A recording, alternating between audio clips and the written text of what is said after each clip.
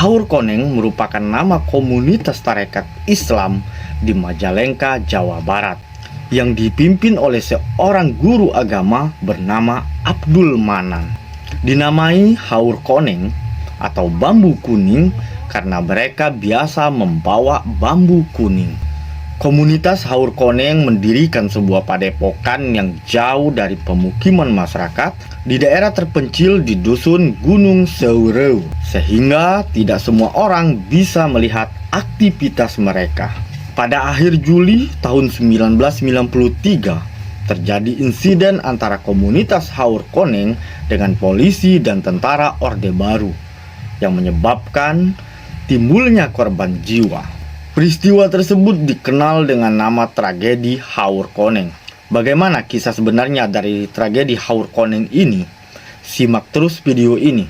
Tapi sebelumnya jangan lupa like, komen, dan subscribe.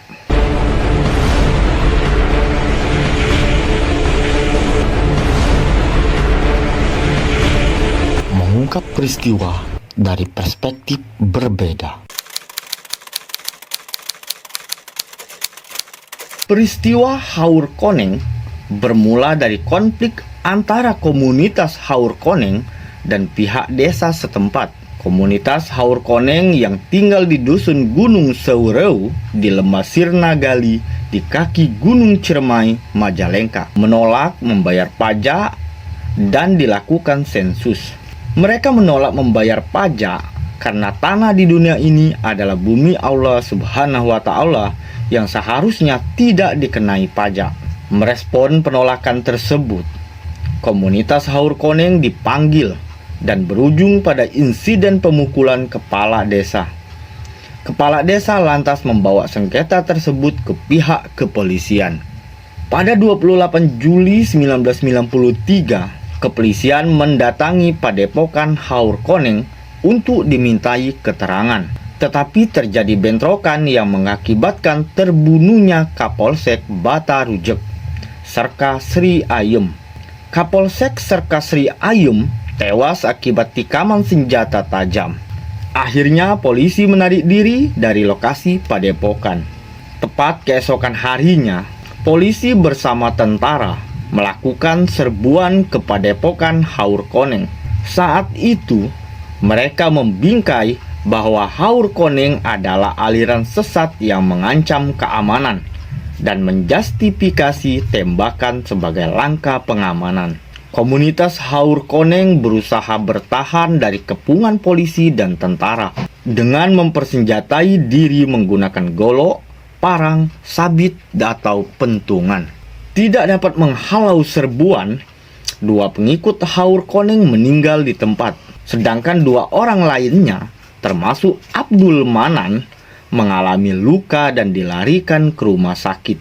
Pada 30 Juli 1993, Abdul Manan dan satu korban lainnya meninggal dunia di rumah sakit.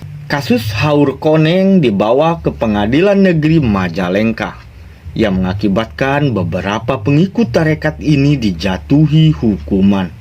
Termasuk diantaranya beberapa pengikut perempuan yang dihukum karena tidak menuruti perintah polisi dan tentara untuk menyerahkan diri. Pengikut padepokan Haur Koneng seperti Sudarna dijatuhi hukuman 8 tahun penjara, Kuswana 5 tahun penjara, serta Saipullah, Ipin, dan Rizal masing-masing dihukum 1 tahun penjara. Mereka dinyatakan bersalah atas penganiayaan terhadap kepala dusun dan menyebabkan kematian Serka Sri Ayem. Di sisi lain, pengadilan dan pemerintah Orde Baru tidak menyinggung sama sekali kematian Abdul Manan dan beberapa pengikutnya di tangan aparat. Tidak hanya itu, tarekat Haur Koneng dianggap sesat oleh Departemen Agama dan disetujui oleh Majelis Ulama Indonesia. Kejaksaan Negeri juga melarang komunitas Haur Koneng melakukan kegiatan keagamaan melalui surat keputusan resmi.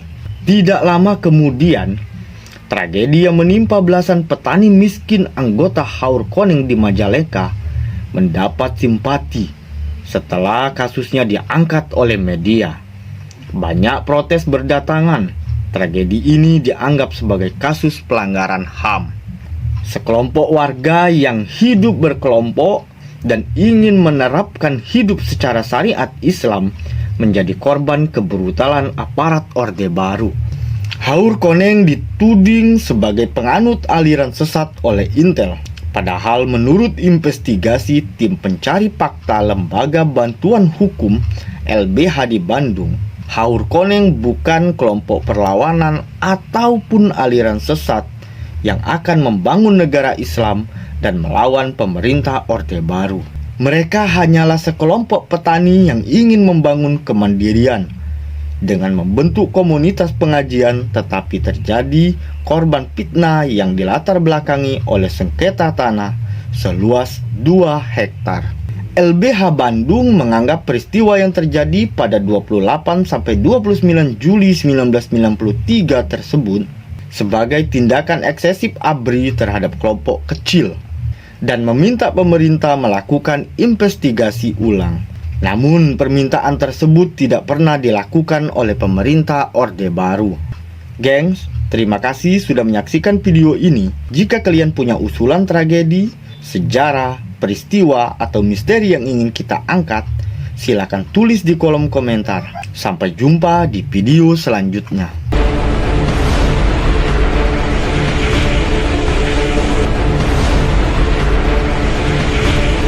Mengungkap peristiwa dari perspektif berbeda.